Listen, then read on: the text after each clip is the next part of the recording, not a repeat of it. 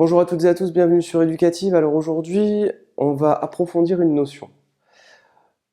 Quand vous allez résoudre une équation du second degré, donc une équation de la forme ax carré plus bx plus c égale 0, je vous rappelle la méthode, vous allez dans un premier temps calculer delta, et de deux choses l'une, soit delta sera positif, et vous aurez deux solutions pour l'équation ax carré plus bx plus c égale 0, soit delta sera égal à 0, il y aura une solution double, soit delta sera négatif, il n'y aura pas de solution.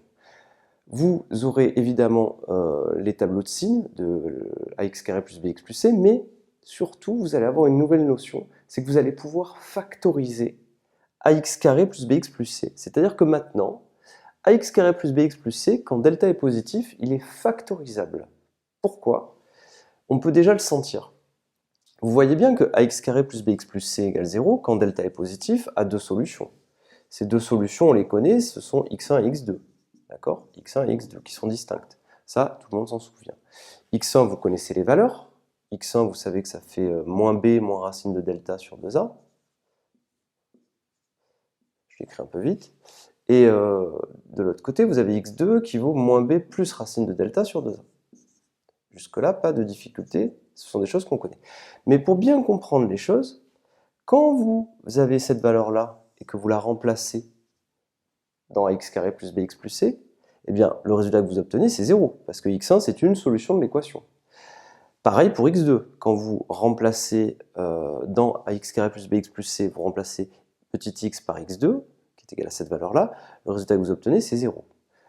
Ça veut donc dire que ax carré plus bx plus c est factorisable par x moins x1 et x moins x2. Réfléchissez bien, quand vous remplacez x par x1, x1 moins x1, ça fait 0, et ça annule tout ça.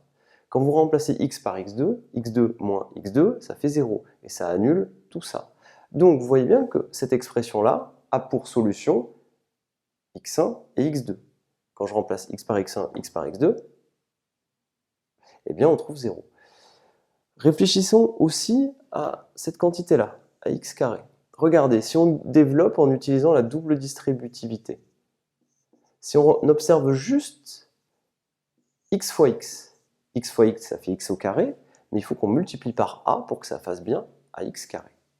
Donc, retenez ça, quand vous avez l'équation ax carré plus bx plus c égale 0, quand delta est positif, vous avez deux solutions distinctes, mais vous savez aussi que ax carré plus bx plus c est factorisable par x moins x1 fois x moins x2. Et vous avez un coefficient, petit a, qui est le coefficient petit a qui est devant le x carré. Voilà, ça, il faut vraiment le retenir.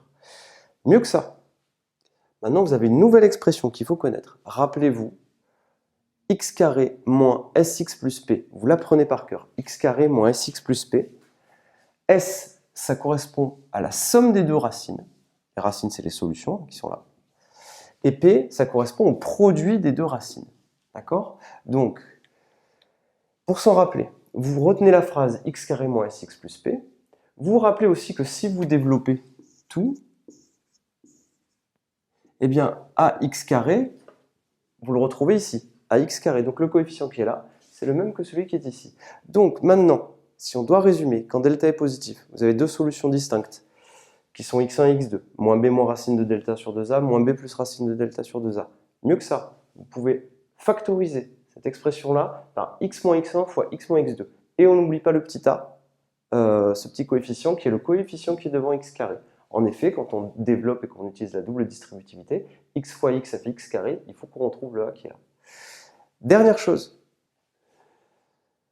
vous pouvez aussi écrire cette expression-là sous la forme a fois x carré moins sx plus p, s étant la somme des racines, p étant le produit des deux racines, tout simplement. Ça, il faut l'apprendre par cœur. Maintenant, on va essayer de comprendre un petit peu que valent la somme et le produit des racines. Alors, la somme et le produit des racines, tout simplement, on pourrait les calculer.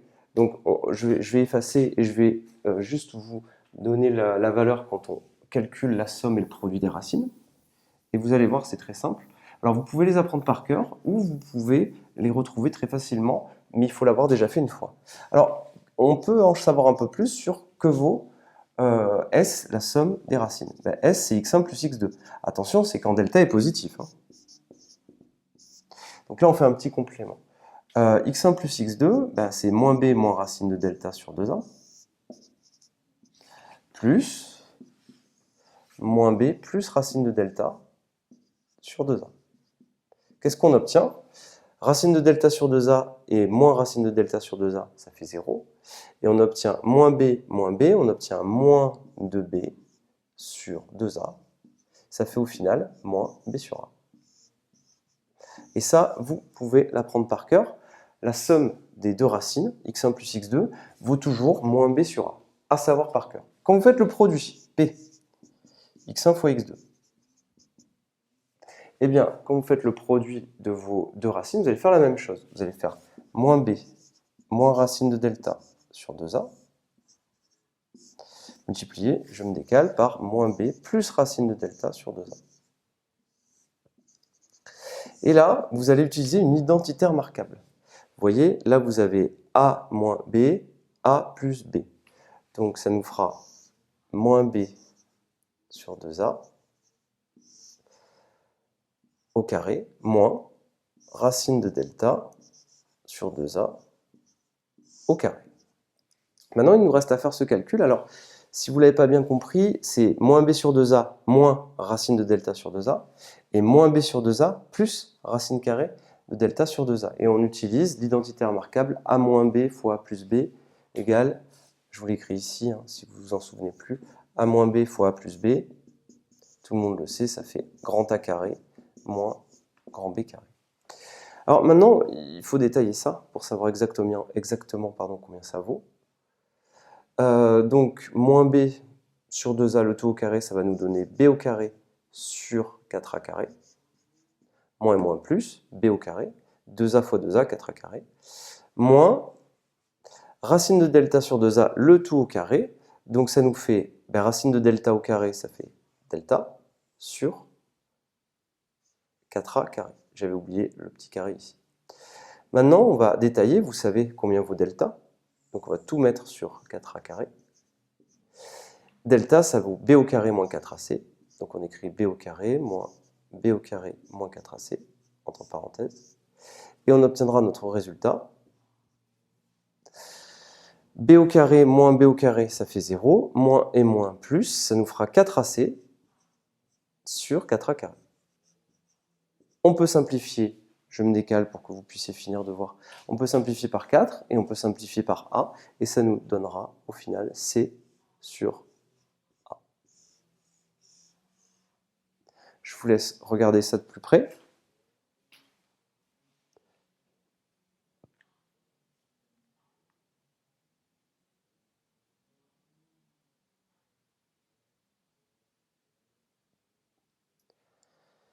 Et maintenant que vous avez ce calcul-là, alors je le réécris ici parce que là, ce n'était pas bien écrit.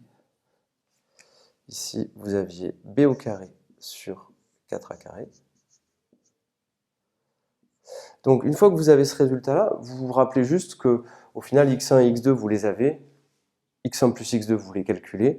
Et x1 fois x2, vous les calculez si un jour vous vous en souvenez plus. Ces formules-là, moins b sur a et c sur a, vous pouvez relativement les trouver relativement vite.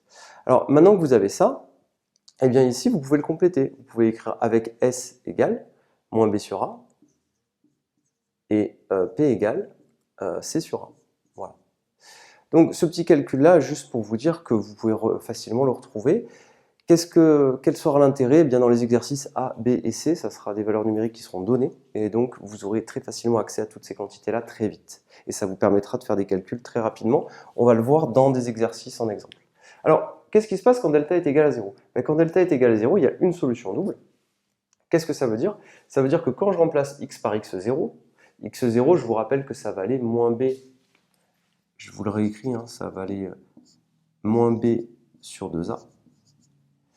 Eh bien, quand vous remplacez petit x par x0 ici, hop, ça fait 0. Ça veut dire que quand vous remplacez ici, il faut que ça fasse 0 aussi.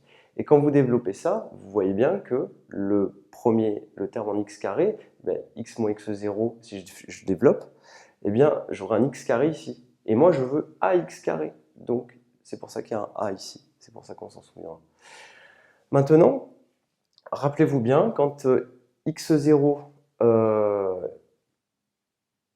je le remplace dans cette expression-là, eh bien, j'obtiens 0. Pourquoi est-ce qu'il y a un carré ici? On a affaire à une solution double. En réalité, on a affaire à a fois x moins x0 fois x moins x0. Double, pourquoi? Parce que x moins x0, il est écrit deux fois. C'est-à-dire que si je l'écris comme ça fait a fois x moins x0 fois x moins x0. Et vous voyez bien qu'ici, à la différence de là, eh bien, c'est la même. Quand je remplace x par x0 ici ou ici, c'est pareil, ça fait 0. C'est pour ça qu'on parle de une solution double. Maintenant, quand delta est égal à 0, eh bien, vous pouvez immédiatement dire que ax carré plus bx plus c est égal à a fois x moins x0 au carré, une solution double, et c'est factorisable. Quand delta est négatif strict, eh bien, ax carré plus bx plus c n'est pas factorisable dans R, mais on retravaillera cette notion en terminale. Alors ça, c'est le cours. J'en ai fait beaucoup. Je vous ai donné un peu toutes les informations qu'il fallait connaître.